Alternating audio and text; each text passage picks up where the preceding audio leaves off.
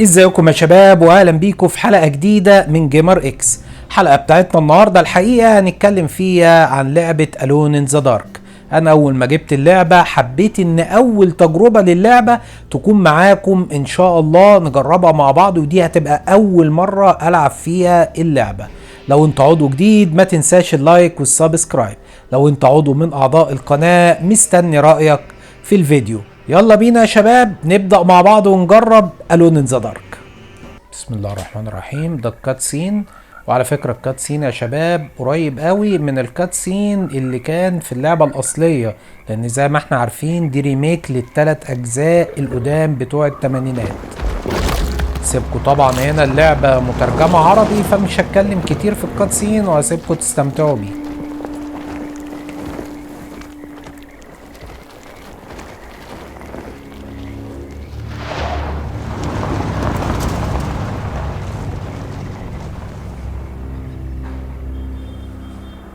جرافيك طبعا نقلة كبيرة وتطور كبير قوي بين الأجزاء القديمة والجزء ده الصراحة. So, your uncle. What's wrong with him? He's possessed. As in the devil? Something like that. He says a dark man is following him, watching him at all times. What do you make of it? It's nonsense, of course. But I'd be lying if I said it didn't bother me. You see, it runs in my family. Possession? No, detective. Deteriorating melancholy. Practically every member of the Harwood family is driven mad before they grow old. جرافيك يا شباب الحقيقة حلوة قوي بصراحة. But Jeremy didn't kill himself. Is that why he's at your setup? Despite being convinced that he is truly possessed, he decided to put his last chips on Dr. Gray and his psychoanalysis, figuring he might stumble upon some cure.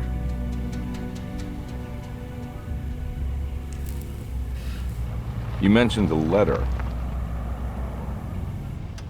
I received a disturbing letter from Jeremy accusing the staff and all the other patients of being involved in some cult. And now they are also out to get him. Could it be real? Or is it all just in his head? It's a story he tells himself, Mr. Carnby. Anything to avoid the truth. Which is? That we're all terribly insignificant. That people mean so very little to one another. That there is no one out to get Jeremy Hartwood because he isn't worth getting. Here we are. ده البيت اهو اللي هنخش فيه، والمفروض في الأجزاء القديمة كان نفس البيت ده اللي حصلت فيه الأجزاء كلها عموما. My uncle's not well, Mr. Carnby. I want to make sure he's all right. And what's my part in this? You couldn't get a cab? I just wouldn't feel safe going alone.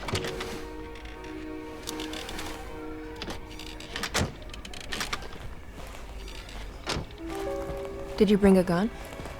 Yeah. You think it'll actually come to that? No. But you might need to wave it around depending on how agreeable the staff will be. What exactly are we gonna do when we find Jeremy? I don't know. Let's just find him first. اعتقد كده يقولوا لنا نختار بينهم بالوقفة دي.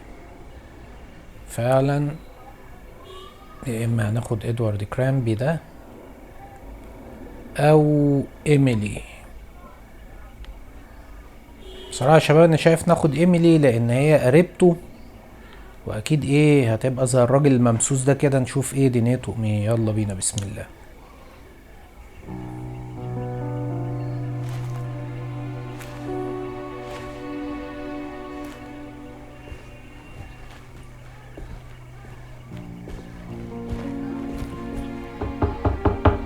Hello?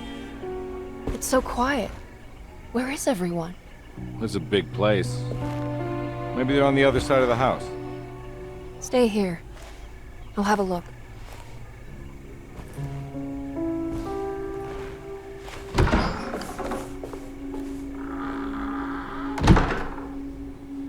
الفصل الأول. بسم الله.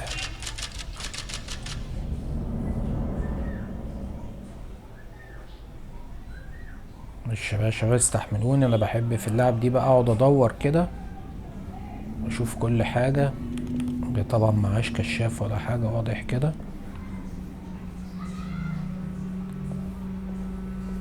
بحث عن طريقة لدخول المنزل.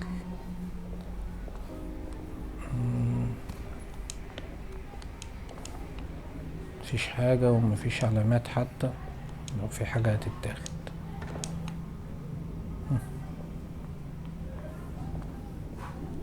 نور اهو، يا رب يطلع حاجة دي ناخدها، ما يطلعش لمبة او حاجة. هي فعلا اعمل علامة. What's this?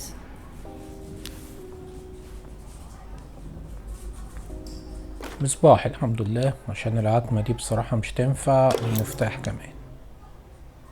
حديقة المطبخ، ماشي تمام، ايوه كده.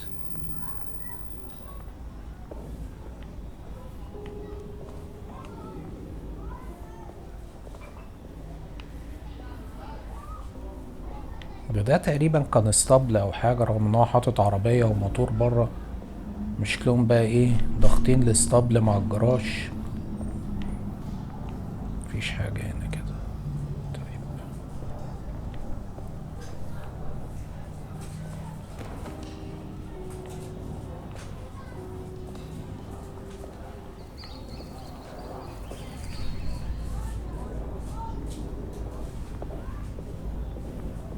لا كانوا يغدروا بينا من ظهرنا.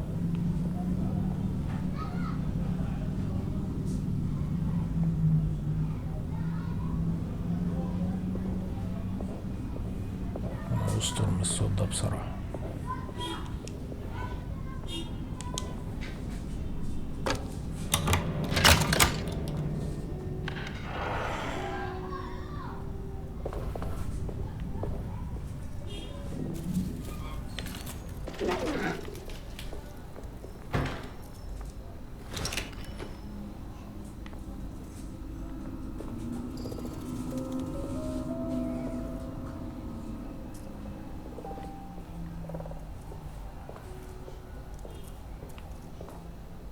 باب اهو. Well, I don't think I'll be able to get in there. ماشي، مش هنعرف نفتحه دلوقتي.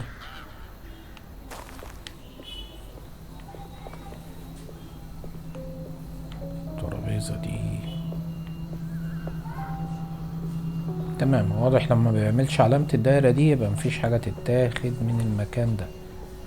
العلامة جاية منين؟ من ورا هنا.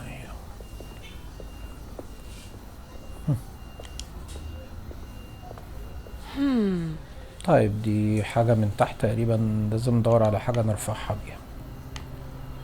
وهي طبعا ما ادتناش اي هنت، اللي عملت لنا هودي وسكتت.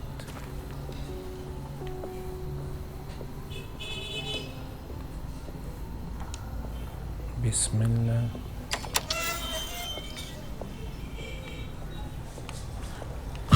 ايه ده؟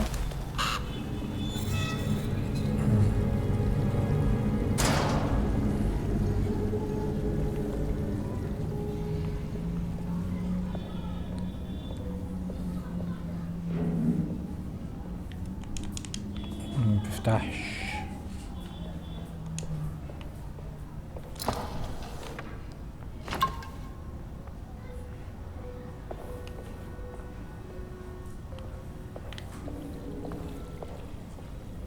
لازم يا شباب نستكشف كده الالعاب اللي فيها الغاز دي، لان لو عدت حتة ممكن ما نعرفش اصلا ايه اللي فاتنا، ونفضل نلف حوالين نفسينا.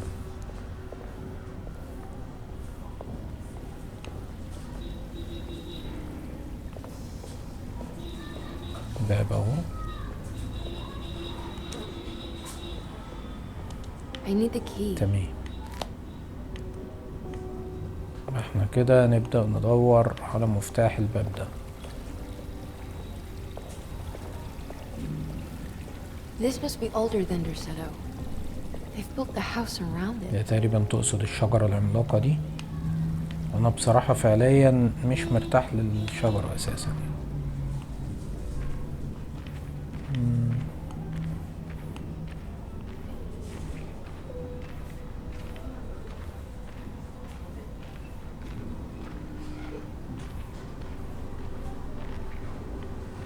الشجرة مفيهاش حاجة، في دايرة هنا اهي.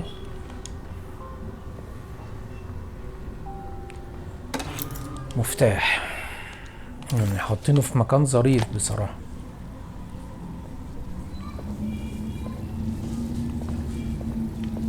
نجربه على الباب ده الأول، لو منفعش نجربه على الباب اللي كان مقفول بره. طيب كويس، بتاع الباب ده.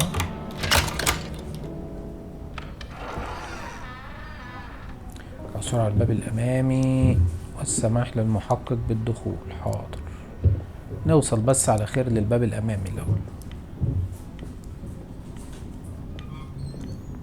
المطبخ ده يا شباب بيفكرني بالمطبخ اللي كان في ريزيدنت ايفل 7 اللي لعب اللعبة، ياخد باله. هو مش زيه بالظبط بس يعني نفس النمط كده.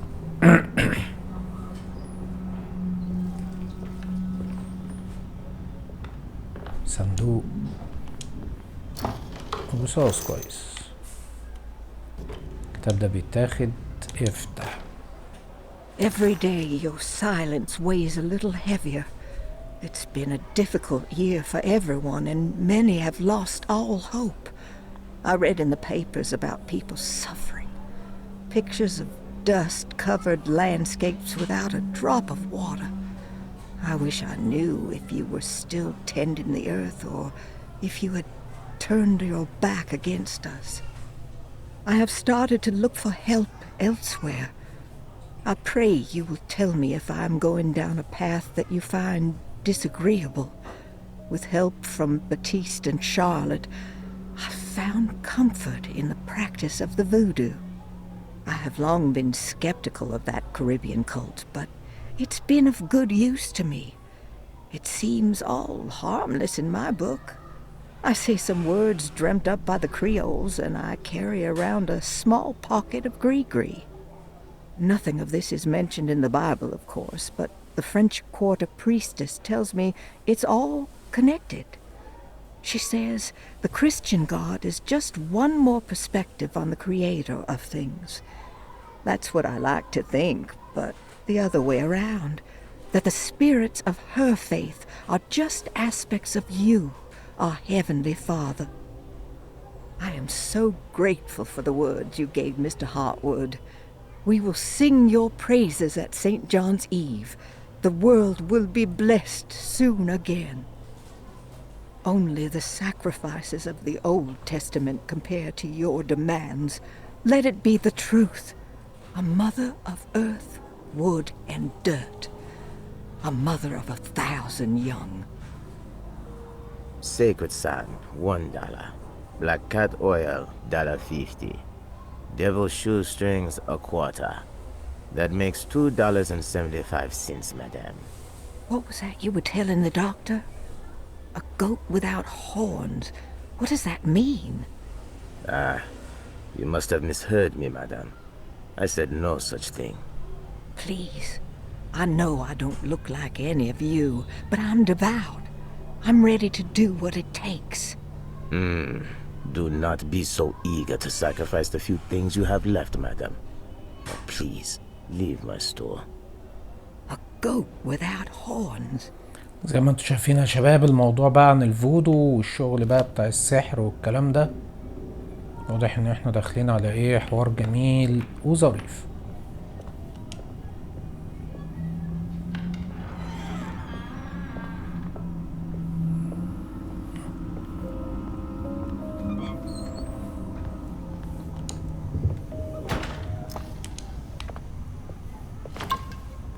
ما بطمنش دايما لما بلاقي ايه العناصر اللي بتساعدنا دي موجودة كتير، زي الاسعافات والرصاص والحاجات دي، بتبقى حاجة غير مطمئنة بصراحة. هو لسه بنتكلم رصاص اهو.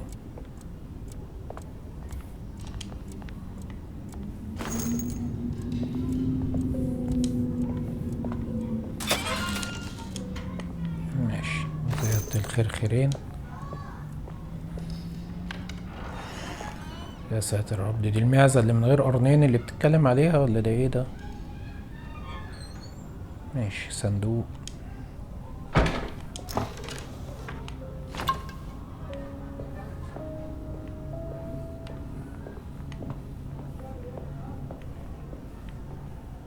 تهيألي كده مفيش حاجة تاني يعني.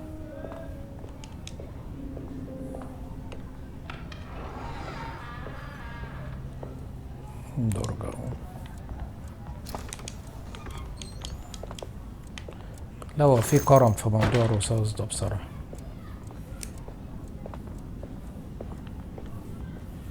طريق يمين شمال، خلينا الأول من أهل اليمين.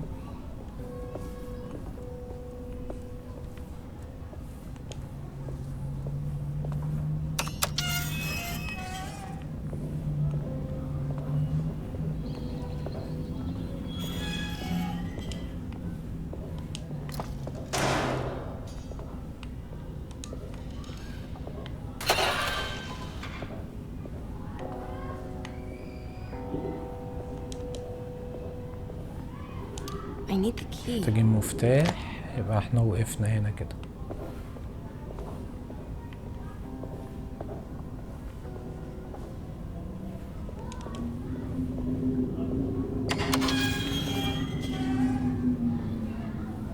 شوف بقى الجنب الشمال ده فيه ايه.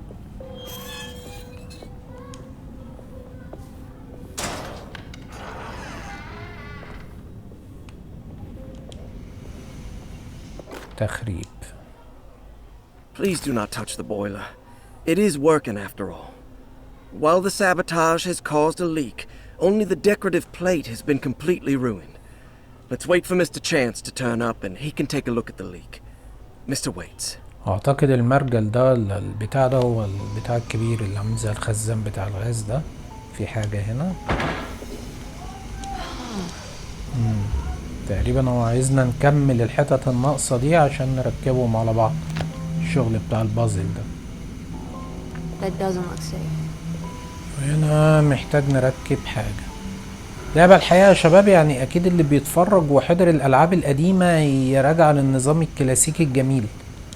تحس كده كأنك بتلعب ريزيدنت ايفل والحاجات دي بصراحة. يعني أنا حتى الآن مستمتع باللي بيحصل ده. رغم إن احنا لسه ما بدأناش حاجة، بس يعني ايه إحساسي كده إن شاء الله يعني اللعبة تكون حاجة كويسة.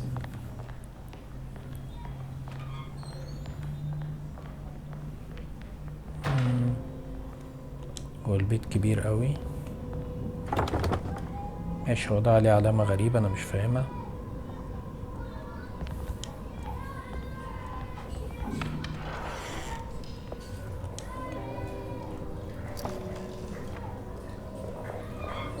الحمام ده بيعيد لي ذكريات ألون إن ذا دارك 1. كان نفس الشكل كده والتصميم بتاعه، والله ذكريات جميلة.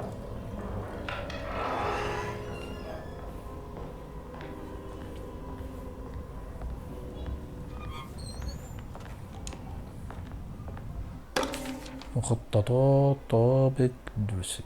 ماشي، شكلها خريطة فعلا. قالك الدائرة مكان اللاعب. لغز اللغز قابل للحل. مش فاهم يعني ايه لغز قابل للحل دي. مستكشف تم ان هو خلاص مفيش حاجة. الحتة دي عاملة زي المبات اللي بتبقى في ريزيدنت ايفل يا شباب على فكرة. باب مقفول، باب غير قابل للفتح يبقى بالاخضر ما شاء الله. باب مغلق بترباس، باب مسدود شرطة بس باب على بركة الله. باب مفتاح باب الشرفة. ماشي. What's this? صندوق أدوية مقفول. طبعا المفتاح ده مش هيفتحه. ماشي. الشراب مليان. كتاب. Sunday, June 22nd. I spent all day looking for Jeremy. I should have cared for the others, but I'm scared that he will do something irreversible. Cassandra is upset that I didn't give her the latest shipment of pain medication that Waits brought from the post office yesterday. I would have given it to her, but the company didn't send a new key this time around, so the box is just sitting there on my desk. They must have figured we had plenty of their gimmicky keys by now. I only remember seeing one lately. Grace was playing with it inside the grand parlor. Unless it turns up by itself, it will have to wait. I have to figure out where Jeremy is. I think Jack knew something. that dog of his found a strange rot permeating the house. She's showing us, he said, like those blots and streaks of fetid rot was talking to him. تمام، بتقولي ان الدواء موجود في الصندوق تقريبا اللي احنا حاولنا نفتحه ده، لان احنا كده عايزين مفتاح عشان نفتح نجيب الدواء اللي مش عارف اصلا هنديه لمين.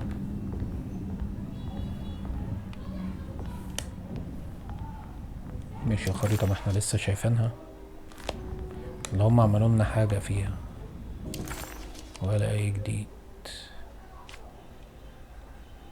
ماشي، الدور اللي فوق ده احنا مفيش اي حاجة عملناها فيه،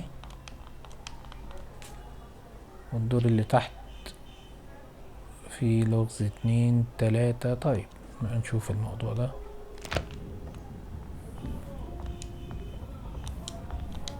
مش مفتاح. طب كويس، بس قبل بقى ما نخرج يا شباب عشان ما ننساش المنطقة، هنطلع نشوف الدنيا فوق هنا فيها ايه.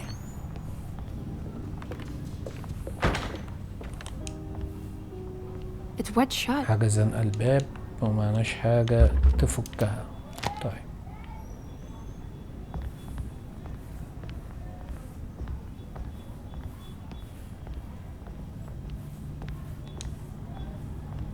مقفول. الموضوع بدأ يزيد وشكلي هبدأ انسى البيبان دي من كترها.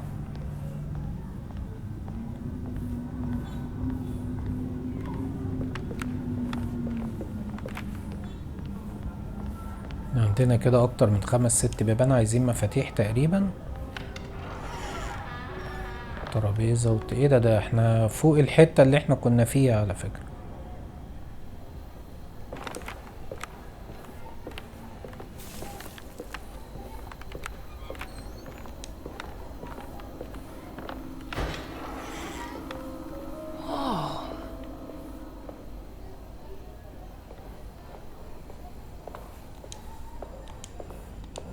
ده كمان عايز مفتاح. ده احنا مطلوب مننا كمية مفاتيح غريبة الشكل.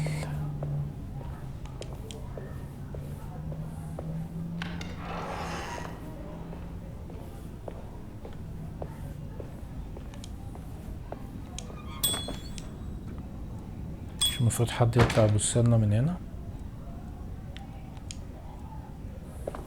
باب تاني، مفتاح. لا الموضوع كتير اوي بتاع المفاتيح ده. في حاجة هنا اهي.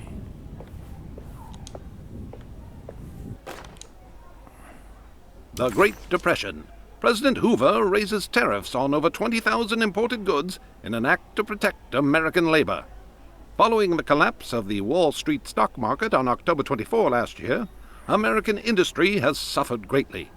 Thousands of companies have gone bankrupt and left a large part of the American workforce unemployed. In an attempt to turn the tide, the Smoot-Hawley Tariff Act has been signed by President Herbert Hoover.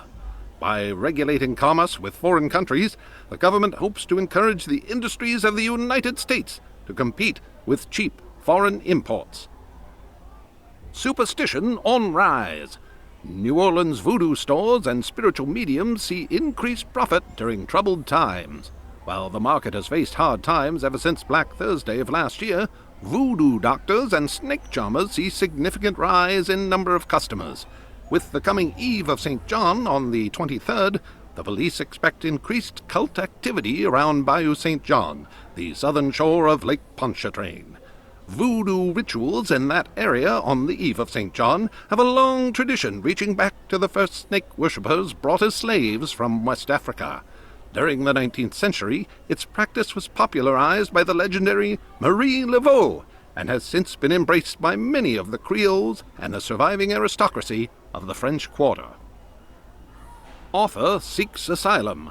Rumors regarding author Cassandra Beauregard making Derceto her home verified. Derceto Hospital is an old plantation building on the eastern shores of Lake Pontchartrain. While often considered an asylum for the insane, presiding Dr. Elmore Lee Gray prefers to think of... انا قلت ممكن يبقى فيها حاجة مفيدة، لكن واضح ان دي ايه، تبقى زي معلومات كده عن مش عارف والله، اتكلم عن حاجات كتير. بس اعتقد اللي كان يهمنا المعلومة بتاعة الفودو ديت والنشاط بتاع الطائفة. طيب مشكلة هنرجع تاني.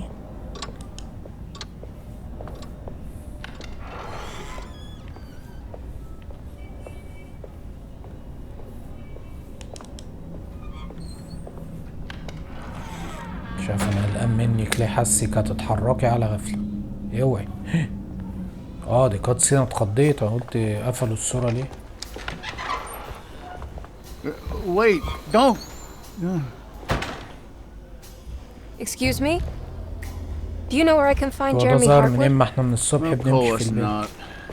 McCarthy, what are you doing? I told you not to lose sight of the girl. Don't you worry, Mags. I'll find that little rascal.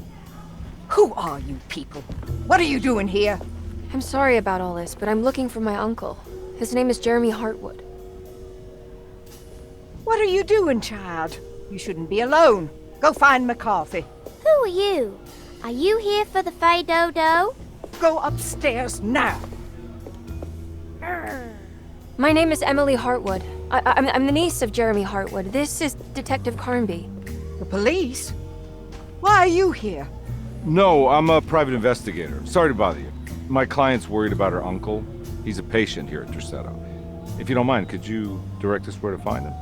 No, I can't. Jeremy has gone missing. If you leave your information, I will make sure to contact you. Wait, he ran away? No, he won't leave the house. He's around here somewhere, and both of our orderlies are looking for him. That's unacceptable. Where's Dr. Gray? I want to speak with him immediately. Fine, I'll ask him. Wait here and don't touch anything. الست دي بصراحة غير مريحة بالمرة. لسه بقول لكم بصوا الرجعة مع البصة. Do you want to see Jeremy's room? Can you show us? Follow me. بنت حلال والله البنت الصغيرة دي.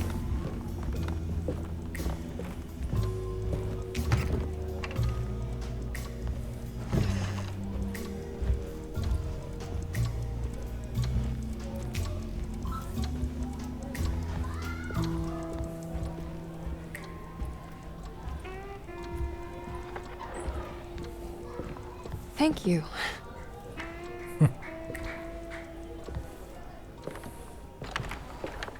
Strange kid. Let's look around, see what we can find.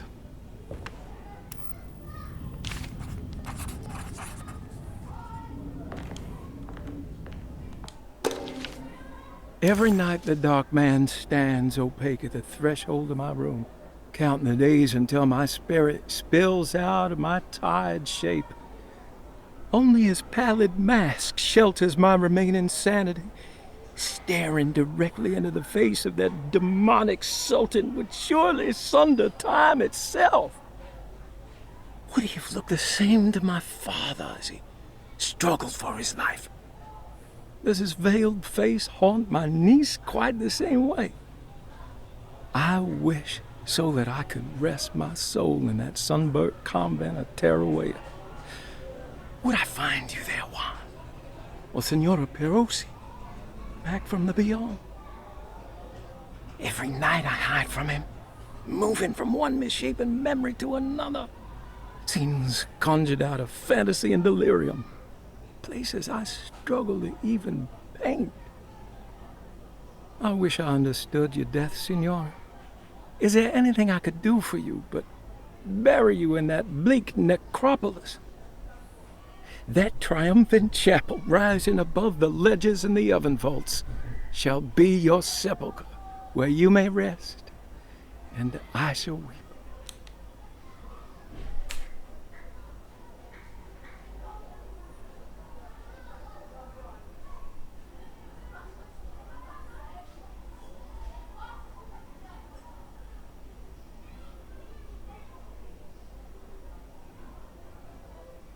الفكرة هي في معلومات هنا، يعني بصوا يا جماعة، بيقول ان المرجل المحطم اللي احنا شفناه تحت ده يودي للمقبرة، والساعة في الطابق العلوي بزخرفها مش عارف ايه دي هتوديه للتل.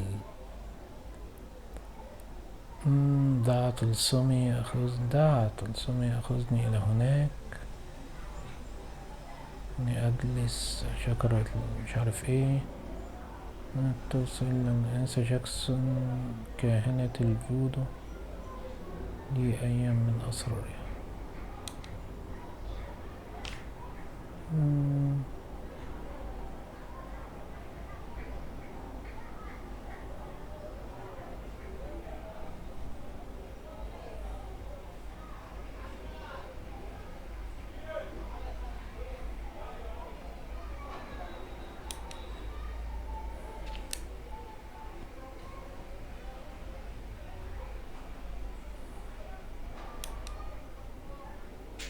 طيب يا واضح ان الدفتر ده هنرجع له تاني. لوحة مطلية على بركة الله.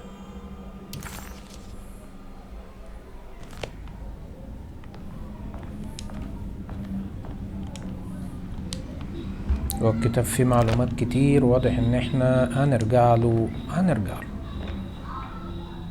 نحط اللوحة.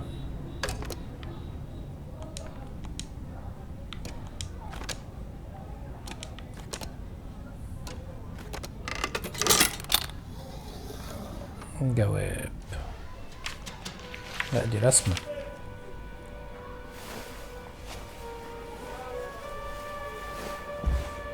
Have you ever seen anything like this?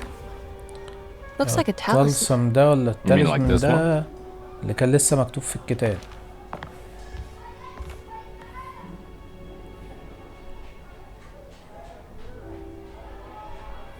Can you find me a knife to cut the canvas? I want to take this with me. You want to take the painting? Sure, I'll find one.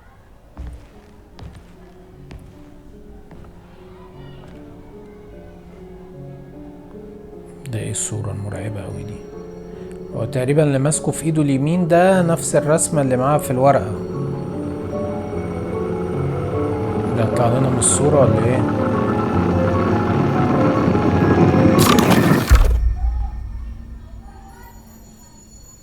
I found this tube as well. Should keep it safe for you.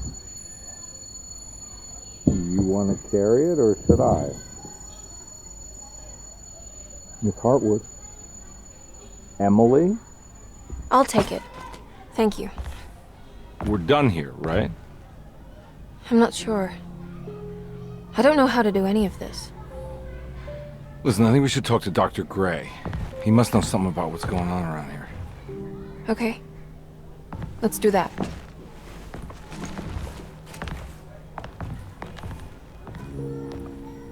Come on, I don't want to be here all night.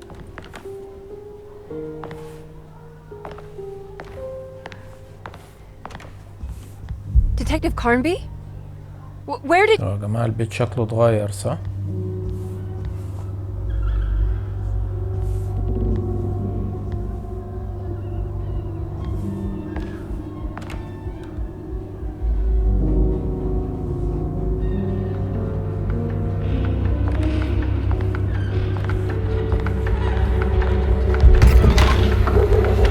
What on earth is happening? What is this place?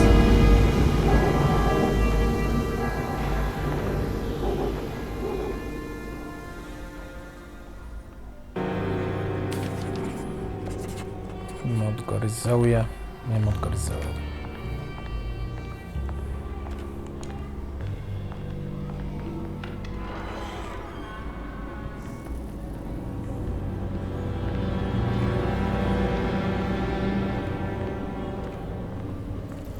ده؟ يا جماعة ده البيت شكله اتغير اهو زي ما بقول.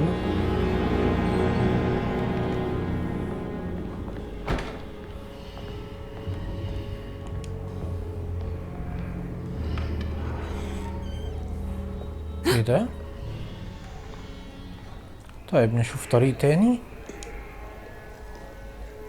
ده رصاص. اهدى كده.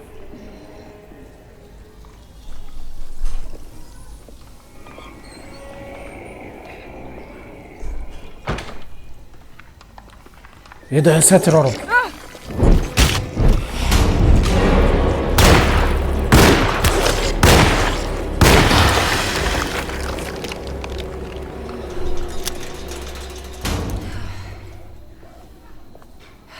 في واحد تاني صح؟ كان في واحد واقف هنا يا جماعة.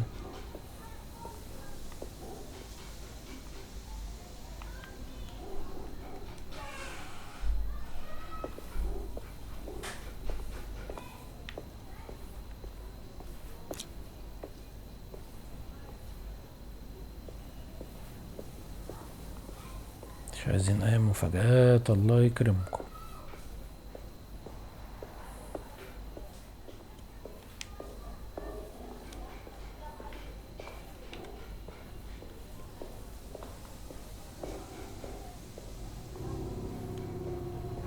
ده ايه الشبورة دي؟ قلبنا سايلنت هيل ليه كده؟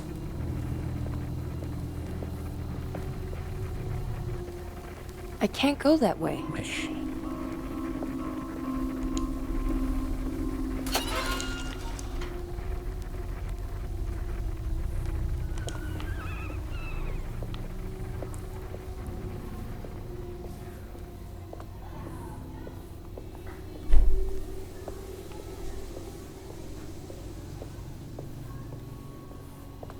This can't be. ماشي. مفيش أعداء عشان نستخدمها حاليا. أخيرا زرار الجري.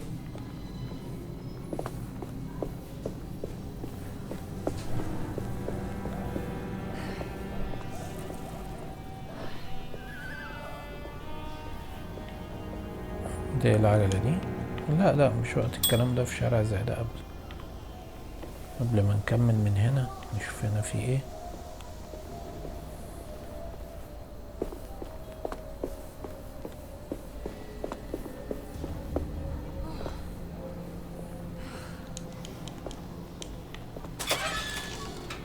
اسعافات برضو.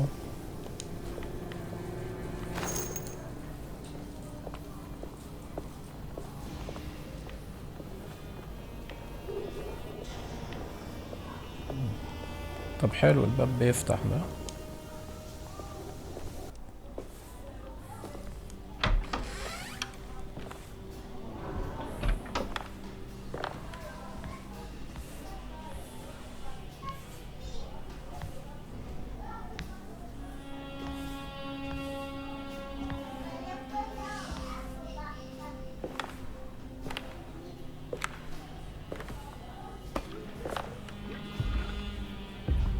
يا ساتر يا رب، يا ساتر يا رب.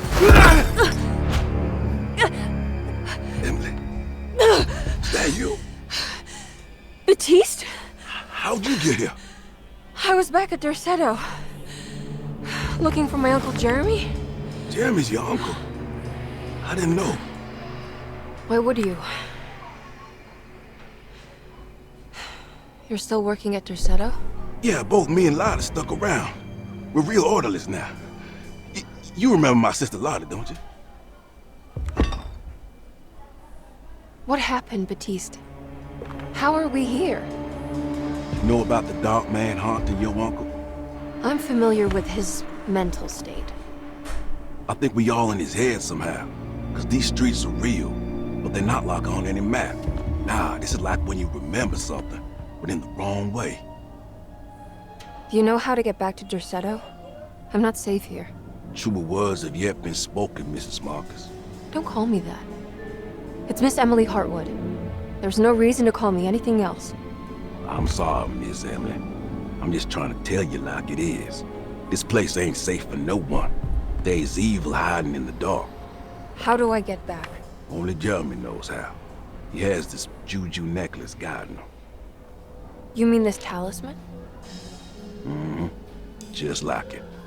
He says it's been protecting him ever since he got it from Miss Jackson down the street. You know where it came from? Have you been there? I was there no more than 1 hour ago looking for Jeremy. Locked it up to keep the ghouls from getting inside. You can have the key if you want.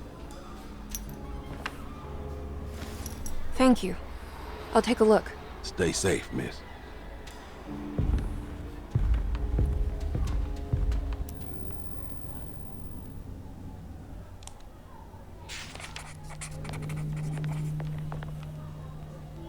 شوف اي مصلحة نطلع بيها من المتجر ده.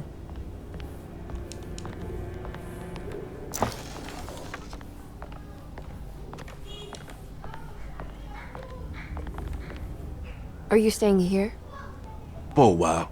Want to see if Jeremy shows up.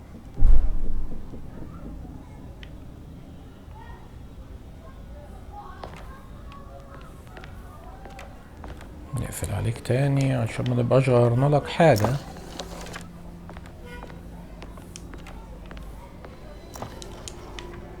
كله للأسف إسعافات وإحنا دنيتنا زي الفل.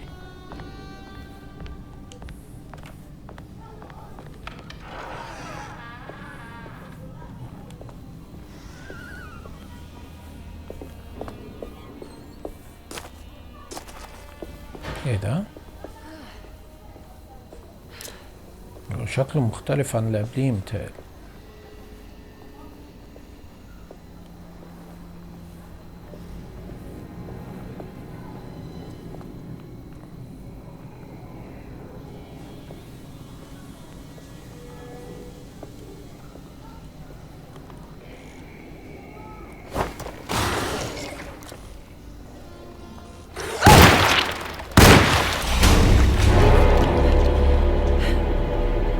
طب الحمد لله طلع ابن حلال وما طولش.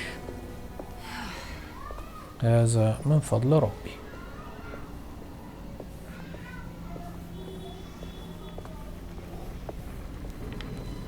ماشي، مقفولة من هنا.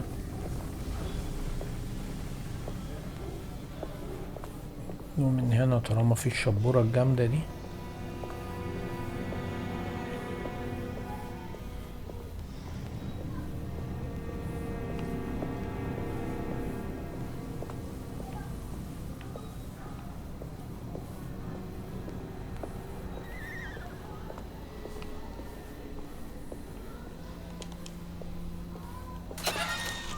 إسعافات، بلطة،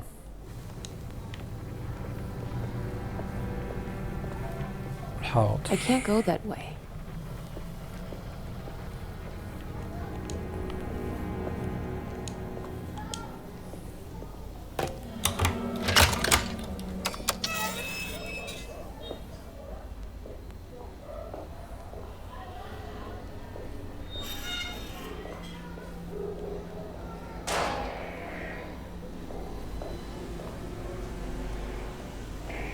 ده في عفريت فوق.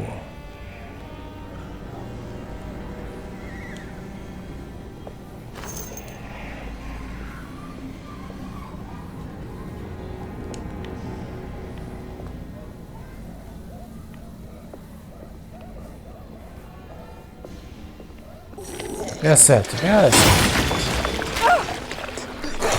دي بس. حلو التلويج ده.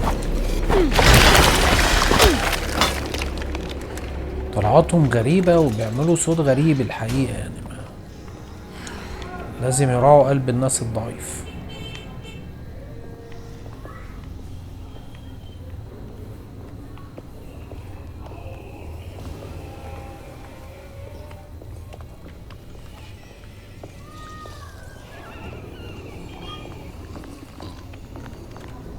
اعتقد في واحد فوق.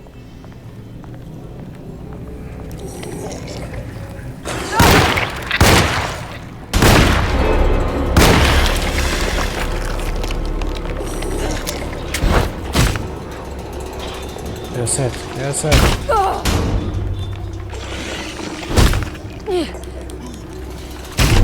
ما تتحركش ليه؟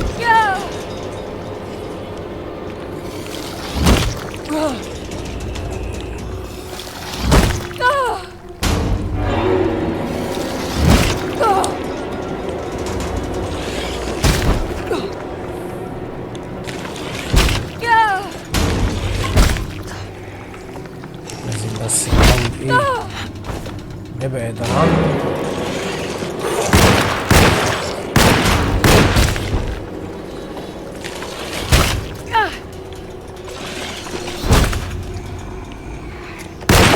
يا شباب الدراع كان قفل مني كده. انا اعالج المشكلة الان.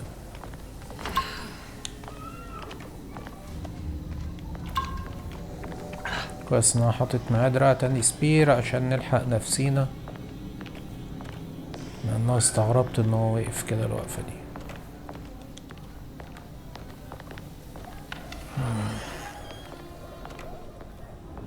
This must be Miss Jackson's place. Let's see if we can find out more about Jeremy's talisman.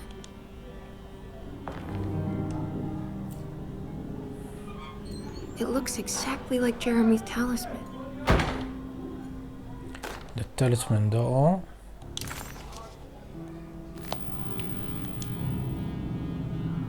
I think it's meant to hold the talisman.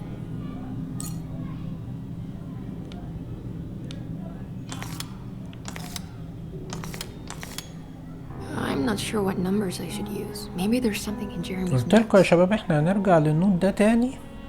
فين بقى؟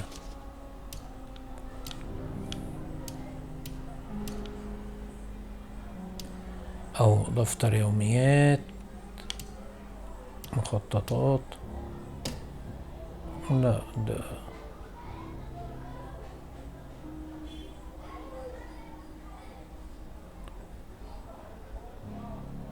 تلاتة خمسة تمانية. نجرب.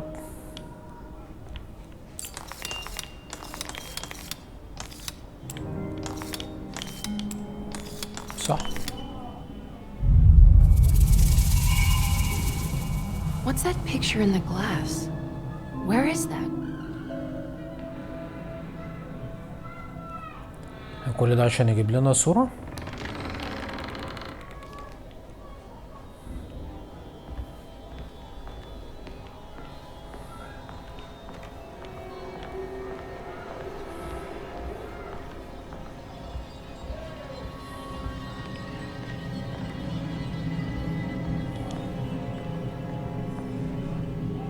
Good to see you again, Miss Hartwood. Mrs. Thompson told me you were here. She also alerted me that you brought a detective with you. I'm very curious to hear what this is all about. You don't remember me, do you, Miss Hartwood?